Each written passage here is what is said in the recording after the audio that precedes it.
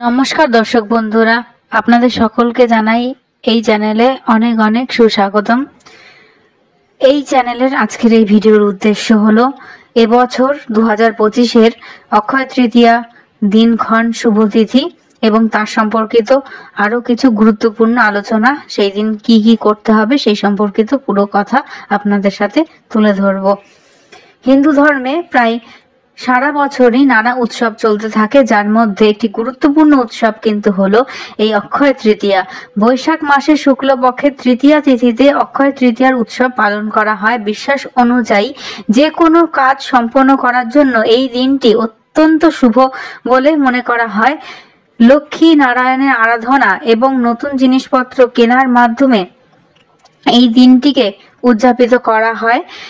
কথিত আছে এই শুভ তিথিতে কেনা জিনিসের ফল চিরস্থায়ী হয়।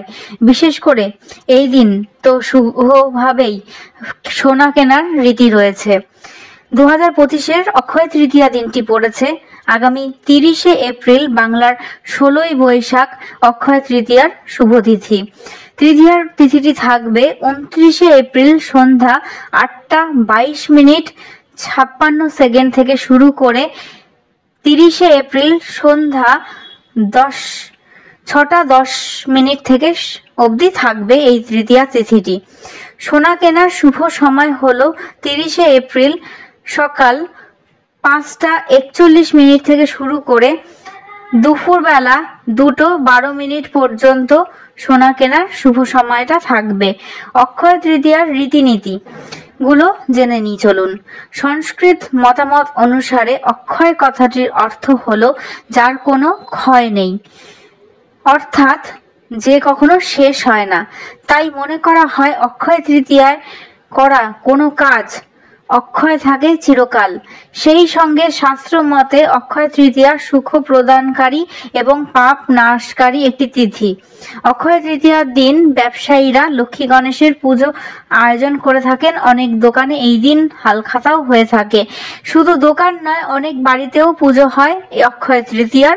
এছাড়া বিভিন্ন মন্দিরে ভক্তদের ভিড় জমে। এই দিন বিশ্বাস করা হয় যে সোনা কিনলে পরিবারের সুখ সমৃদ্ধি ঘটে।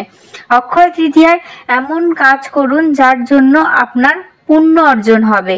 এই দিন উপাসনা করুন, ভগবানের উপাসনা করুন, ধ্যান করুন, নিজের আচরণ মিষ্টি রাখুন, কারোর সাথে কোনোভাবেই তর্কাতর্কিতে জড়াবেন না। সম্ভব হলে কাউকে সাহায্য করুন। যারা আপনার দরজায় খালি হাতে আসবে তাদের কখনোই দূরে সরিয়ে দেবেন না। এই দিনটি তাদের অনুদান দিতে ভুলবেন না। অক্ষয় তৃতীয়ায় সোনা বা মূল্যবান জিনিস কিনতে তো পারেনি, তার সাথে সাথে দরিদ্রদের দানও করতে পারেন। অক্ষয় তৃতীয়া দিনটি কেন গুরুত্বপূর্ণ, এর সাথে কি পুরাণের কথা জড়িত রয়েছে সেটাও আমরা জেনে নেব। এই পুজোর সাথে জড়িয়ে রয়েছে একটি পুরাণের কাহিনী। শোনা যায় মহাভারতে কৌরবদের কাছে পাশাখালায় হেরে গিয়ে 12 বছরের জন্য বনবাস এবং 1 বছরের জন্য অজ্ঞাতবাস যখন হয়েছিল পাণ্ডবদের, তাদের বনবাসে থাকার সময় ফের কৌরবদের চক্রান্তে মুনি দুর্বাসা তার শিষ্যদের নিয়ে এক রাতে পাণ্ডবদের আশ্রয় গ্রহণ করতে যান। কিন্তু সেই সময় তাদের ঘরে কোনো অন্ন ছিল না।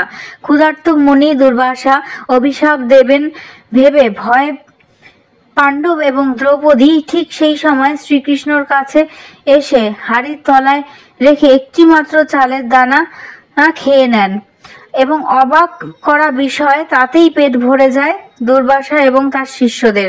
দুর্বাসার অভিশাপ থেকে অক্ষয় তৃতীয়ার এই পূর্ণ তিথিতেই পাণ্ডবরা রক্ষা পেয়েছিলেন এবং করেছিলেন শ্রীকৃষ্ণ। তাই জন্যই এই দিনটিকে খুবই শুভ বলে মনে করা হয়।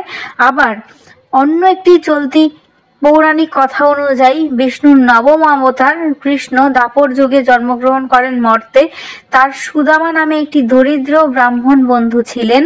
সুদামা একদিন ভুলবশত কৃষ্ণের সব খাবার খেয়ে ফেলেছিলেন। তারপর তিনি শ্রীকৃষ্ণকে খাবার দিতে এক মুঠো চাল নিয়ে তার ঘরে আসেন।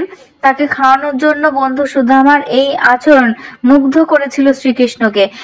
এরপর শ্রীকৃষ্ণ আশীর্বাদে সুদামার সমস্ত দারিদ্র্য ঘুচে যায়। মনে করা হয় এই দিনটিতেই এই ঘটনাটি ঘটেছিল।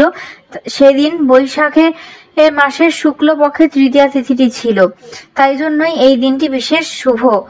এইভাবেই মনে করা হয় যে এই দিনেই, অক্ষয় তৃতীয়ার এই দিনটিতেই পরশুরাম জন্মগ্রহণ করেছিলেন, সেই জন্য এই তিথিটি খুব শুভ। তাহলে আপনারা জানলেন বিভিন্ন কথা এই সম্পর্কিত। যদি এই ভিডিওটিতে ভালো লেগে থাকে তাহলে অবশ্যই আমাদের এই চ্যানেলে আপনারা সাবস্ক্রাইব করে পাশে থাকবেন। পরবর্তীতে কি কি সম্পর্কিত ভিডিও পেতে চান সেই সম্পর্কিত কথা আপনারা কমেন্ট সেকশনে জানাতে পারেন। যদি কোনো ত্রুটি হয়ে থাকে তাহলে মার্জনা করবেন। নমস্কার, ধন্যবাদ।